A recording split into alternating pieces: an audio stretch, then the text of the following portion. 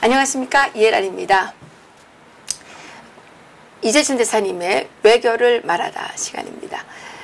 지금 대한민국의 외교가 엉망진창이죠. 나라 거는 지금 지역으로 지금 가속도를 내서 질주하고 있고요. 이 나라가 가는 끝이 어딘지 앞이 보이지 않습니다. 이런 상황 속에서 많은 분들이 지금 이 정부의 그 정말 독재 그 압박에 지금 숨을 죽이고 있습니다. 그렇지만 우리 용감한 이재춘 대사님께서 오늘도 나오셨습니다. 대사님 안녕하십니까? 안녕하세요. 예. 네. 아유, 뭐 별거 없으시죠? 아유, 이렇게 더워서 지금 죽겠는데 문재인하고 임종석이는 저 휴가 갔대네요. 근데 닷새인가 아니 우리나라의 대통령 휴가는 좀 며칠입니까? 지금 이 시기가 네. 대통령이 자리 비고 휴가를 가야 될 시기인지 정말 모르겠는데 이 사람은 하여튼 과거부터 휴가는 철저하게 찾아먹고 외래 허가된 것보다 더 휴가를 많이 하는 것 같아요. 아 근데 아니 무슨 휴가가 그렇게 많아요? 노동자들이 아마 저는 휴가 없는데 청와대 안이 한 삼복 찜통도인 모양이지. 그러니까 피서로 간 모양이지. 근데 야 정편들 얼마 웃긴지 아십니까? 대사님 대통령이 휴가를 못 간대요. 쉬지를 못해서 많이 쉬어야 된대요. 이루가 아부를 떨고 있습니다. 어쨌든 대통령이 휴가를 가든 말든 대한민국은 지금 주인 없는 나라에 이 사공이 없는 배가 돼서 지금 계속 바람이 들어 깔아앉고 있습니다. 대사님, 그 지금 우리나라가 대북 제재 받게 된 것 같아요. 내가 몇 번 이 프로그램에서 얘기했죠. 그렇죠. 예? 이제 유엔의 안보리의 대북 제재 있잖아요. 네. 그 모든 나라가 그 꼭 지켜야 하는 법이나 마찬가지죠. 네. 거기다가 또 미국이나 EU나 일본에서 독자적으로 제재하는 게 있는데 미국의 제재도 다른 나라가 따라야만 될 수 하는 그런 엄청난 그 요인을 가지고 있죠. 그렇죠. 중국에 대한. 그런데 우리가 그 제재를 동참해서 같이 함으로써 북한이 빨리 핵을 포기하게 만들어야 되는데 그게 이제 소위 북한에 대한 대북 제재 망이 이제 하나의 망이 있는데 그렇죠. 그걸 벌써 지난번에 금년 들어와서부터 올림픽이다 뭐 평창이다 해가지고 그렇죠. 만북 정상회담이다 그러고 하면서 그냥 구멍을 뻥뻥 뚫기 시작했어요. 네. 근데 그때는 올림픽이라는 막 특수한 사정 같은 것을 조금 감안해서 조금씩 예배를 인정하는 것 같았죠. 뭐 아시아나 항공기를 북에 띄워가지고 선수들 가고 무슨 뭐 이상한 데 스키장에서 연습하고 이런 거 다 했잖아요. 그거 뭐 원래 못 하게 돼 있는 거거든요. 그렇죠. 근데 그거를 이제 이렇게 해서 예외적으로 좀 봐주는 게 있었는데 이제 본격적으로 예컨대 석탄 같은 거 그거는 안보리 결의가 적극적으로 그 규정을 해가지고 막는 건데 그것을 북한산 석탄을 마치 러시아산 석탄인 것처럼 그 세탁을 해서 저 사하린 남쪽에 있는 호름스크 항에서 거기서 갖다 뿌렸다. 그걸 다시 환적을 해서 그걸 싣고 인천하고 포항하고 이런 데로 들어가고 수십 회 들어오지 않았어요? 근데 그거를 우리 정부가 몰랐을 수가 없어요. 그런 거는. 그렇죠. 이제 와서는 몰랐었다 어쩌다고 아니다 뭐 조사를 했는데 아직 뭐 드러나지 않았다 이렇게 이 핑계 저 핑계 대다가 최근에 와서 유엔 안보리 안에 소위 대북 제재위원회 그 산하의 전문가 그 패널이 있거든요. 거기서 구체적으로 언제 이렇게 몇 회 그것까지 다 해서 하니까 이제 덜커덕 그 덜미가 잡힌 거죠. 그런데 이거 사실 심각한 문제예요. 거기 뭐 그 신문에 거론되는 거 보니까 금융기관이 두 군데고 또 회사가 두 군데인데 회사는 그게 뭐 그냥 이런 무슨 뭐 조그만 중소기업 아니겠죠? 그렇죠. 대기업이죠. 그렇죠. 예. 9천 톤을 실어왔다는 건데 예. 9천 톤이라는 양이 그게 보통 양이 아니죠. 그런데 거기 보면 뭐 포스코 이름도 들어가 있고 뭐 코레일도 들어가 있고 그래요. 그러니까 만일 이런 데가 유엔 제재를 거슬려서 위반했다. 어? 그럼 우리가 또 제재를 받는데 회사가 제재를 받고 나라가 제재를 받고 그러면요. 이건 뭐 그 파급 효과라는 게 엄청나죠. 그다 공기업 아닙니까? 공기업이죠. 그러니까 말이 안 되는 거예요, 이게. 벌써 이자가 엄청 올라가지고요. 이자가 엄청 올랐습니다. 그래서 이게 그 개인들도 그렇지만 이게 기업 같은 데는 그 대출 금액이 엄청 크지 않습니까? 이게 뭐 앞으로 도산 줄도 아니 그러니까 그 미국이 중국에 대해서 소위 제3자 제재라는 거 있잖아요. 세컨더리 보이콧이라고 그래가지고 북한을 직접 제재하는 게 아니라 할 수단이 없으니까 중국의 큰 회사가 북한하고 거래하면 그 중국 회사를 제재를 해가지고 미국하고 거래를 끊고 금융거래도 끊고 이런 아주 강한 조치를 하거든요. 그러면 우리 것이 그렇게 심각한 것인지 좀 봐야 되겠지만은 코레일이라든지 예컨대 포스코 같은 이러한 국책 기업들이 미국하고 거래도 못하고 금융거래도 못하고 이러면 그게 이게 뭐가 되겠어요? 그렇죠. 나라 이제 망하는 거죠. 그래요. 그런데 심각합니다. 그래서 대사님 대북 제재는 이렇게 지금 임박해 오고 있고 지금 어쩌면 시작됐는지도 모르죠. 그런데 이 정부는 이 노무현 때도 계속 그랬어요. 또 이 정부 되자마자 김현희 씨가 가짜내는 겁니다, 자꾸만. 그래서 이 김현희 씨를 지금 서울중앙지검에 고소를 했잖아요. 유가족이라는 사람들의 이름으로. 그래서 이 김현희 씨는 고발을 하고 가짜라고 뭐 명예훼손 뭐 이런 걸 해서 이제 하여튼 가짜내는 거예요, 김현희가. 김현희가 진짜라고 태영호 씨도 얘기했는데 가짜라는 거예요. 김현희 씨는요. 제가 1987년도 겨울에 저 바레인까지 내가 혼자 간 건 아니지만 그 김현희 인수하기 위해서 우리가 한 20여 명이 전 세기를 빌려서 갔다 왔어요. 거기서 태워가지고 왔어요, 김현희를. 근데 왜 자꾸 가짜라고 그래요? 그게요, 참 이놈들 나쁜 놈들이죠. 그러니까 그게 지금 역대 정부가 다 해서 이미 그것은 김현희는 그게 무슨 비행기죠? 칼기. 858인가 무슨. 858기. 그 이라크에서 그 우리 거기 노무자들 다 싣고 오는데 그것이 우리 아시안 게임 방해하기 위해서. 그랬죠. 아니요, 아시안 게임인가? 88 올림픽. 방해하기 위해서 87년, 88년 그렇지. 방해하기 위해서 그런 천인 공노할 만행을 저질렀는데 그때 와서 김현희가 다 하지 않았습니까? 그렇죠. 내가 비행기를 같이 타고 왔는데 내가 소위 그 인수 부단장으로 갔었는데 거기서 이제 바레인 정보 교섭하는 거 있죠. 그거 우리 그땐 김현희가 마윰이라는 이름이 맞아요. 그 북한에서 마윰이라고 그랬어요. 일본 여권을 가지고 왔잖아요. 맞아요. 그 애비는 공항에서 자살해서 죽었고 그랬는데 그때는 여러 가지 얘기가 많았어요. 우리는 김현희를 한국으로 데려가야 되겠다.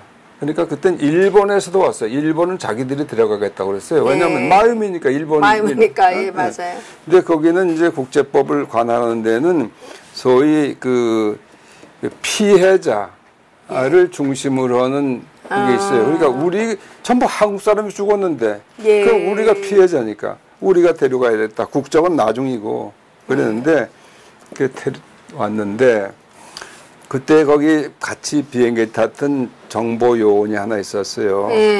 김현희 직접 신문도 오고 그랬는데 그 사람이 한 비행기 타고 몇 번 오는데 나한테 와서 그래. 부단장님 그래서 내가 그러니까 제가 조선아예요 그래요. 그게 무슨 소리요? 그래. 아, 조선년이에요, 그래. 조선년이라고. 예, 예. 걔가 일본말 하는데 우리말을 아주 정확하게 다 알아들어요. 그래서 그거 어떻게 하냐고. 아는 방법. 아주 수사관 지금 그 양반 돌아갔어요. 내가 회고록에도 썼어요. 그거 썼는데 그 가서 이렇게 귀 속에다 대고 얘기를 했대요. 타자마자. 그 뭐 불편한 거 있으면 오빠한테 얘기해. 좀 빨리 했대요. 얘기를. 이게 지금 서울까지 가는데 8시간 걸리거든. 8시간. 그럼 그동안에 있잖아. 소변도 봐야 되고 있어. 그런 거 불편하면 나한테 오빠한테 언제나 얘기해. 가만히 있더래요. 근데 그러면서 나한테 걔가 다 알아들었거든요. 그래서 어떻게 알아요? 다 알아들었는지. 아니에요. 제가 알죠. 보세요. 서울 가서 2주일, 3주일 되지 않아서 요창한 우리말을 할 겁니다. 제가. 그렇게 그 사람이 나한테 예고를 했어요. 그랬구나. 예. 그러니까 뭐, 그 짧은 시간에 뭐 아는 거야. 그 사람들은 대공수사를 수십 년 그것만 했기 때문에 일관적으로 하는 거겠죠. 표정 하나, 눈짓 하나고 다 아는 거예요.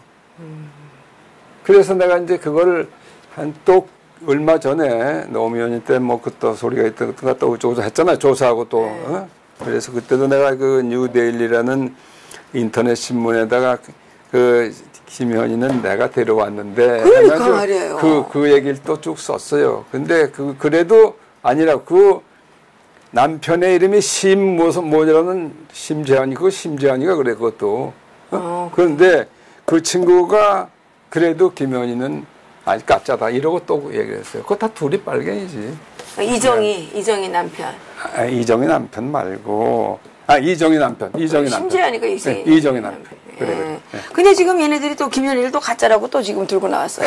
하여튼간 이게 그 문재인이 대통령 되니까 이러는 거 아닙니까 이게. 그렇죠. 예. 또 문제가. 그러니까 이거는 다 북한이 원하는 것을 하는 것이 이 정권의 특성입니다. 특징이군요. 그렇죠. 예. 다 보세요. 북한이 그러네요. 원하는 것을 하는 거예요. 그렇죠. 그럼 하부 조직인가요? 응? 여기가 그럼 하부 조직이에요, 북한은? 하부 조직이나 마찬가지죠. 거기에 허재는 대로 하는 거니까. 그러니까. 근데 또 한 가지 문제가 탈북 종업원에 12명 데려왔잖아요. 그거 데려왔다고 해서 선거에 별로 영향도 못 받았어요. 총선 때. 그거 데려왔다고 해도 뭐 더불어민주당이 이겼잖아요. 근데 뭐 선거 때 이용당했다고 무슨 직권 상정인지 뭔지 해가지고 이 탈북 종업원들 일부를 또 돌려보내겠다고 지금 방방 뛰는데, 예. 그렇죠. 이거를 어떻게 해야 됩니까, 이거? 이 사람들을 어떻게 하면 되는 거예요? 그것도 똑같이 북한에서 돌려보내달라고 자꾸 그러니까. 그렇죠. 근데 문제는요, 이 사람들이 자기 의사에 따라서 온 것이 사실이에요. 그 정부가 몇 번씩 발표했잖아요. 통일부가. 그 지금도 그 입장에는 변함이 없다고 그러고 있잖아요. 그런데 무슨 국가인권위원회는 이상한 기관이, 예? 그게 대한민국의 국가 인권위는 뭐예요? 대한민국에 살고 있는 인권 침해받는 사람을 구제해 주는 거라고요. 그렇죠. 근데 이 사람들은 그렇지 않아요. 이 사람들도 이제 대한민국 국민이 됐으면 그것도 물론 그렇지만. 대한민국 국가인권위원회가 네. 사실 이게 진정한 인권을 다루는 게 아니에요. 그러니까, 정치적으로. 이거 완전히 북한을 추종하는 기관이라고 보면 돼요. 그러니까 이것도 북한의 눈치를 봐서 그 사람들이 원하니까 그대로 하는 건데, 예. 이건 정말 심각한 문제가 있어요. 예. 심각한 문제가 있어요. 예. 하여튼간 지금 한국이 어디로 가려는지 모르겠어요. 지금 대한민국을 파괴하는 일에 전력을 다하고 있죠. 글쎄요. 근데 우리 국민들은 나라가 파괴되는 걸 좋아하나요? 그러니까 보세요. 국가안보기관 전부 팔다리 다 잘라서 지금 병신 만들었죠. 네? 국가정보원 저거 정보 간첩 잡고 그런 기관 완전히 이렇게 해서 아무것도 일 못하겠죠. 국방부 또 전부 장성들 이렇게 해가지고 여기서 또 보세요. 국방개혁인가 해서 전부 장군 줄이고 병력 줄이고 그런 거 아닙니까? 그다음에 저 병무기간 단축하고 지금 60만에서 뭐 50만으로 줄인다는 거 아니에요? 아예 다 없애지 그래요? 지금 늘려도 지금 어려운데. 아니 군인 다 없애죠 뭘. 네, 그러니까 군인 없이 살면 될 거예요. 대한민국의 소위 정체성과 정통성을 완전히 파괴하는 것이 지금 문재인 정부가 하는 일이고 특색이에요. 그것이 바로 이제 얼마 앞으로 다가온 70주년 건국절 네. 그거를 인정을 안 하고 그걸 내년도에 무슨 내년도가 뭐 건국 한다며요? 100주년이라고 이렇게 우기잖아요. 그러니까 말도 안 되는 정말 개소리 같은 짓을 하는 거예요. 이거. 아니 그러면 그 19년에 건국했으면 그럼 그 나중에 분단된 건 뭐예요? 글쎄 그러니까 그건 말이 안 되는데 그건 오로지 하나 1948년 우리 위대한 대통령 이승만 대통령이 건국을 한 거 아닙니까? 예. 그때 영토 주권 국민 3요소가 제대로 된 그렇죠. 건국을 한 거예요. 그리고 국제 유엔이 다 그걸 인정을 해서 축하해주고 다 한 거죠. 예. 국제사회가 전부. 그 지난 70년 동안 이렇게 왔는데 그걸 건국한 일이 없다는 거예요. 그리고 100년 전에 했다는 이런 뚱딴이 같은 소리가 있습니까? 그럼 왜 그러냐? 그 이승만을 부정하기 위해서 그래요. 이승만. 이승만 우리 국부신데 대한민국 건국한 그걸 70주년 건국절을 하면 이승만을 갖다 살리는 거니까 그걸 죽여야 되겠다 이거야. 그러니까 이건 아주 대한민국의 정통성과 정체성이 뭡니까? 바로 1948년에 자유 대한민국 시장경제, 예? 법치 이런 걸로 나라를 건국한 거 이것이 바로 우리가 가지고 있는 대한민국의 정체성이고 정통성이거든요. 그걸 완전히 부인하면 그럼 남는 게 뭐야? 조선민주주의 인민공화국만 남기겠던가? 그럼 내년에 100주년 저 3.1절 100주년 기념 다 같이 하자 그러잖아요. 북한하고. 같이 하면 안 돼요. 아니 얘가 그러잖아요. 아니 얘가 그러니까 같이 하겠다는데 북한이 받아들일 수 없죠. 아니 왜냐하면 그렇죠. 그건 북한이 뭐 3.1 운동이 김일성이가 그때 7살인지밖에 안 되는데 자기네는 주체나라인데 그게 주체나라가 안 되는데 그게 아니 글쎄 그러니까 이런 엉뚱한 놈들이 있다니까. 그게 태양나라잖아. 태양나라. 태양이 그때 떠오르지 않았어요. 7살밖에 안 돼가지고. 그러니까 이게 지금 뭐 그래서 이번 건국절은 우리 정부는 안 하잖아요. 건국절을. 정부는 지금 아무것도 안 합니까? 아니 73주년 광복절이라는 거예요. 해방 기념일이라는 거예요. 이놈들은 정부는 그때 건국은 안 했다 이거예요. 이놈들은. 에? 그러니까 우리는 70주년 건국절을 기념을 해야 되는데 정부가 안 하니까 우리 시민들이라도 해야 되겠다. 그래서 우리가 다 하기로 했어요. 그래서 저 8월 15일 4시에 국회 대회의장에서 우리 시민들이 엄숙하게 70주년 건국절 기념 행사를 합니다. 네, 그때 우리 애국진영에서 전부 나가서 그 행사에 적극 참여를 해야 되고, 또 대한민국을 파괴하는 이 집권자들을 규탄하고 거부하고 그런 운동을 해야 돼요. 그래야 되겠네요.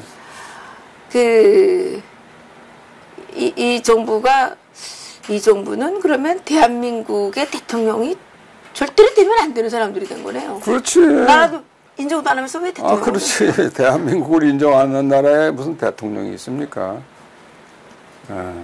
그러면 그 국회에서만 행사합니까?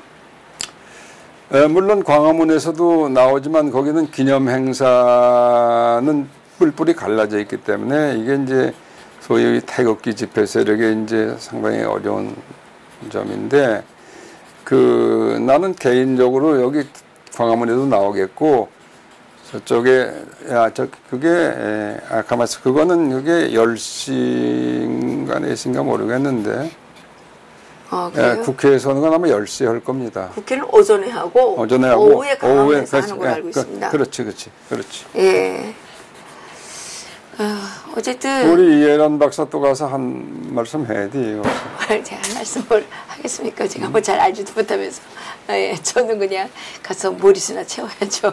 그래서 가서 소리는 질러야 되겠죠. 어쨌든 나라를 지키는 일이 이렇게 힘들다는 거 요즘 국민들이 아마 깊이 깨달으실 겁니다. 지금 그 소상공인들은 아르바이트는 시간당 7,500 얼마를 주고 사장은 6,200 얼마를 가져간다는 이런 상황이 됐습니다. 이렇게 이제 경제는 곤두박질 치고 있고 또 부정거래를 계속 해가지고 이렇게 또 대북 제재가 지금 임박해서 한국 경제가 이제 어떻게 꼬라박을지 알 수가 없어요. 지금 재밌는 건요. 그래서 미국은 지금 뭐 6월도 인수받고 해서 트럼프 대통령이 정치적으로 약간 뭐 인기를 얻는데 좀 도움이 될지 모르겠지만은 하여튼 얘네들이 비핵화하면서 그건 전혀 행동을 하지 않잖아요. 그러니까 그것은 이제 앞으로 비핵화 실질적인 조치가 시작이 될 때까지는 하여튼 제재는 계속 유지된다. 이걸 지금 계속 얘기하고 있죠. 그럼 미국 정부도 우리 정부에 아마 굉장히 싫은 소리를 했을 겁니다. 그러니까 지금 뭐 이거 조사를 한다고 어쩐다고 안 된다고 그러고 그러죠. 근데 이제, 오늘부터 어딥니까? ARF라는 게, 그지요? 라디오. 아니야. ARF 지역 안보 포럼이라는 게. 지역 안보. 그걸 이제 아시아. 거기서 하는데, 거기 이제 뭐 강경화도 가고 미국에서 폼페이오 장관도 오고 뭐 왕이 중국 외교부장도 오고 이용호 누구 북한에 이용호 오고 뭐 일본도 오고 뭐 여러 오는데 거기서 뭐 이제 종전선언 그거라고 해서 물밑 무슨 협상을 있다고 소리 하는데 그게 그렇게 쉽지 않을 겁니다. 그리고 이 종전선언을 먼저 이렇게 하면은 이 비핵화 이거는 뭐 다 물 건너가고 그냥. 그리고 대북 제재도 못 하는 거죠. 그렇죠. 그래서 지금 그 틈새를 노리는 거 아닙니까? 글쎄. 그래서 그 틈새를 누리는데 이거를 하여튼 그것도 같이 하는 거예요. 북한 리용호라는 외무장관 리용호. 외무장관. 여기 강경하고 가서 같이 얘기를 할 거예요. 이거. 그러니까 이게 대한민국 국민들이 지금 정말 이거 빨리 이거 정신 차리지 않으면 이게 지금 우리 아이들이 이제 얼마나 비참하게 살지. 여러분들 우리가 무슨 말하고 싶어서 말하는 게 아닙니다. 대사님이 뭐 아쉬운 게 있어서 이렇게 말씀하시겠습니까? 다 이게 지금 미래가 너무 걱정이 돼서 얘기하고 있는데 아직도 문제를 향해서 입이 헬렐레 해서 박수 치는 사람들 정신 차리세요. 근데 그 사람들만 또 따로 분리해서 살 수는 없어요. 이거 문재인이 좋아하는 애들은 따로 살고 우리 좀 따로 살았으면 좋겠어요. 이게 이제 앞으로